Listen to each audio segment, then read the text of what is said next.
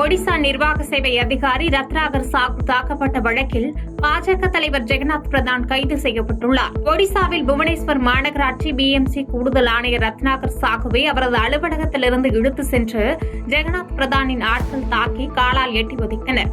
இது தொடர்பான வீடியோ இணையத்தில் வைரலானது. சாகு மீதான இந்த தாக்குதலை கண்டித்து மாநிலம் முழுவதும் உள்ள OAS அதிகாரிகள் கூட்டு விடுப்பு எடுத்திருந்தனர்.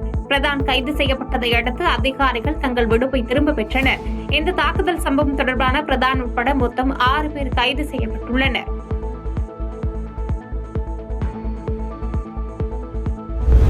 மக்களின் கடும் எதிர்ப்பால் வாகனங்களுக்கு விதிக்கப்பட்ட தடையை டெல்லி அரசு நீக்கியது. டெல்லியில் 10 ஆண்டுகள் பழமையான டீசல் வாகனங்களுக்கும் 15 ஆண்டுகள் பழமையான பெட்ரோல் வாகனங்களுக்கும் எரிபொருள் விற்பனை செய்ய முதலமைச்சர் ரேகா குப்தா தலைமையிலான மாநில அரசு ஜூலை 1 முதல் தடை விதித்தது.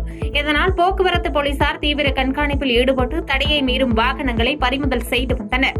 இந்நிலையில் பழைய வாகனங்களுக்கு எரிபொருள் வழங்க மறுக்கும் சர்ச்சைக்குரிய உத்தரவை டெல்லி அரசு கைவிட்டுள்ளது. பொதுமக்களின் கடும் எதிர்ப்பு மற்றும் கோபத்திற்கு பிறகு இந்த முடிவை தற்காலிகமாக நிறுத்தி வைப்பதாக அறிவித்துள்ளது.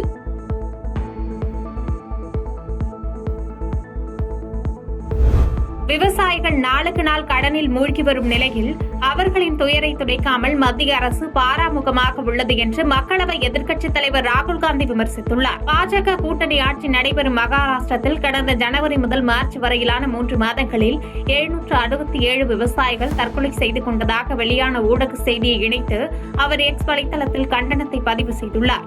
விதைகள், உரங்கள், எரிபொருள் விலை உயர்வால் விவசாயிகள் நாளுக்கு நாள் கடனில் மூழ்குகின்றனர். அவர்களின் துயரை துடைக்காமல் அரசு பாராமுகம் காட்டுகிறது என்று சாடியுள்ளார். இதற்கு பதிலடி தரும் விதமாக மகாராஷ்டிரத்தில் 15 ஆண்டுகளாக தேசியவாத காங்கிரஸ் ஆட்சியில் 55,928 விவசாயிகள் தற்கொலை செய்தனர்.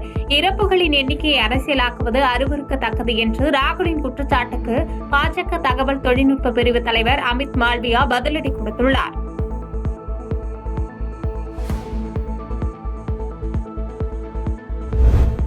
போக்குவரத்து ஊழியர்கள் வேலை நிறுத்தத்தால் 30,000க்கும் மேற்பட்ட பயணிகள் பாதிக்கப்படும் நிலை ஏற்பட்டுள்ளது. பிரான்சில் சம்பள உயர்வு உள்ளிட்ட பல்வேறு கோரிக்கைகளை வலியுறுத்தி விமான போக்குவரத்து ஊழியர்கள் வேலை நிறுத்தத்தில் ஈடுபட்டு வருகின்றனர். இதனால் விமான சேவைகளை 40% அளவுக்கு குறைக்கும்படி பிரான்ஸ் விமான போக்குவரத்து துறை அறிவுறுத்தியுள்ளது.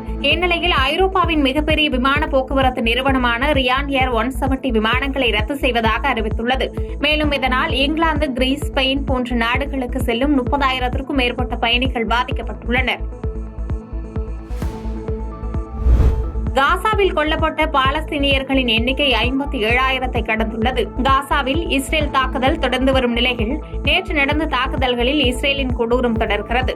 உணவுக்காக காத்திருந்த 45 பேர் உட்பட 94 பாலஸ்தீனியர்கள் கொல்லப்பட்டனர். 48 மணி நேரத்தில் 300க்கும் மேற்பட்டோர் கொல்லப்பட்டதாக தகவல் வெளியாகியுள்ள நிலையில் காசாவில் கொல்லப்பட்ட பாலஸ்தீனியர்களின் எண்ணிக்கை மொத்தம் 57,000 கடந்துள்ளது.